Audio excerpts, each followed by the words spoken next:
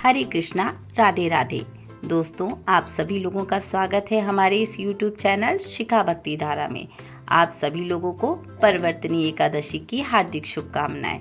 परवर्तनी एकादशी भाद्रपद माह के शुक्ल पक्ष की एकादशी, जिसे परवर्तनी एकादशी, पदा एकादशी, वामन एकादशी आदि नामों से जाना जाता है। इस दिन प्रभु श्री हरि विष्णु अपने योग निद्रा पर करवट लेते हैं। इस वजह से इसका नाम परवर्तनी एकादशी रखा गया है। आज हम आपको अपने इस वीडियो में इस एकादशी पर एक पौराणिक कथा श्रवण करवाएंगे। तो कथा इस प्रकार है। युधिष्ठिर कहने लगे कि हे भगवान, भाद्रपद माह के शुक्ल पक्ष की एकादशी का क्या नाम है, इसकी विधि तथा इसका महत्तम कृपा करके कहिए। तब भगवान श्री कृष्ण कहने लगे कि इस पुण्य, स्वर्ग और मोक्ष को देने वाली तथा सब पापों का नाश करने वाली उत्तम वामन एकादशी का महत्तम मैं तुमसे कहता हूँ, तुम ध्यानपूर्वक सुनो। ये पदा परिवर्तनी एकादशी जयंती एकादशी भी कहलाती है। इसका यज्ञ करने से वाजपेयी यज्ञ का फल मिलता है। पापियों के पाप नाश करने के लिए इससे बढ़कर कोई उपाय नहीं। जो मनुष्य इस एकादशी के दिन मेरी वामन रूप की पूजा करता है, उससे तीनों लोग पूज्य होते हैं। अतः मोक्ष की इच्छा करने वाले मनुष्य इस व्रत को अवश्य करें। जो कमल नयन भगवान का कमल से पूजन करते हैं, वे अवश्य भगवान के समीप जाते हैं। जिसने भाद्रपद शुक्ल एकादशी को व्रत और पूजन किया, उसने ब्रह्मा विष्णु सहित तीनों लोकों का पूजन किया। अतः हरिवासर अर्थात एकादशी का व्रत अवश्य करना चाहिए। इस दिन भगवान करवट लेते हैं, इसलिए इसको परवर्तनी एकादशी भी कहते हैं।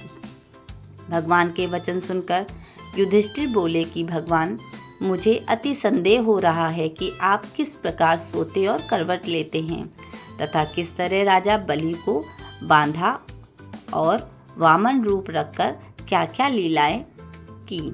चतुर्मास के व्रत की क्या विधि है तथा आपके शयन करने पर मनुष्य का क्या कर्तव्य है, सो आप मुझसे विस्तार से बताइए।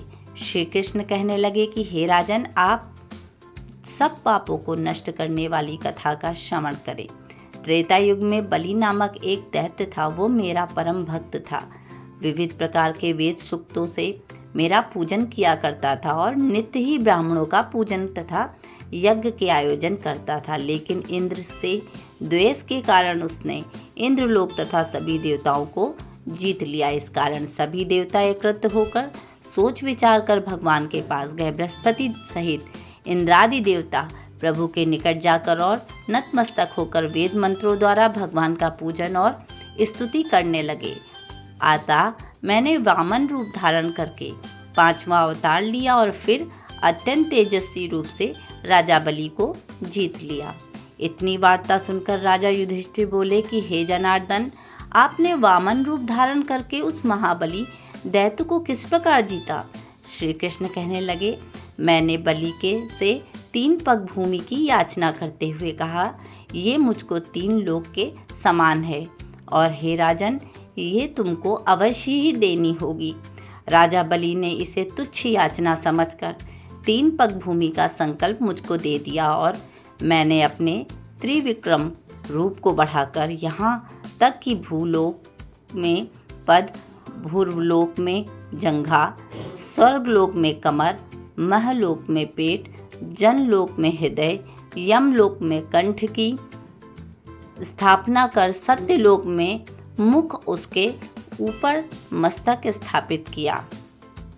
सूर्य, चंद्रमा आदि सब ग्रह गण, योग, नक्षत्र, इंद्रादि देवता और शेष आदि सब नाग गणों ने विविध प्रकार से वेद सूक्तों से प्रार्थना की। तब मैंने राजा बलि का हाथ पकड़कर कहा कि हे राजन, एक पद से पृथ्वी, दूसरे से स्वर्गलोक पूर्ण हो गए। अब तीसरा पद कहाँ रखूं?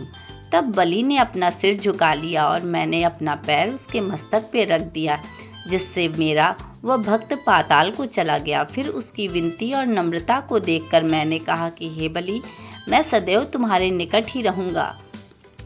विरोचन पुत्र बलि से कहने पर भाद्रपद शुक्ल एकादशी के दिन बलि के आश्रम पर मेरी मूर्ति स्थापित हुई।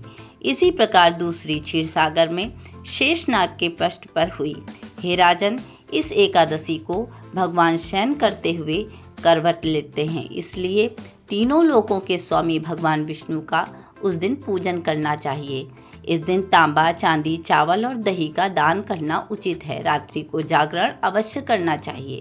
जो विधि पूर्वक इस एकादशी का व्रत करते हैं वे सब पापों से मुक्त होकर स्वर्ग में जाकर चंद्रमा के समान प्रकाशित होते हैं और यश पाते हैं। जो पाप नाशक इस कथा को पढ़ते या सुनते हैं उनको 1000 अश्वमेघ यज्ञ का फल प्राप्त होता है।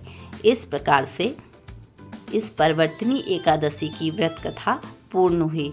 आप सभी लोगों को एक बार फिर से परवर्तनी एकादशी की हार्दिक शुभकामनाएं। वीडियो में दी गई जानकारी आपको अच्छी लगी हो तो प्लीज़ लाइक, शेयर व सब्सक्राइब करें। राधे राधे।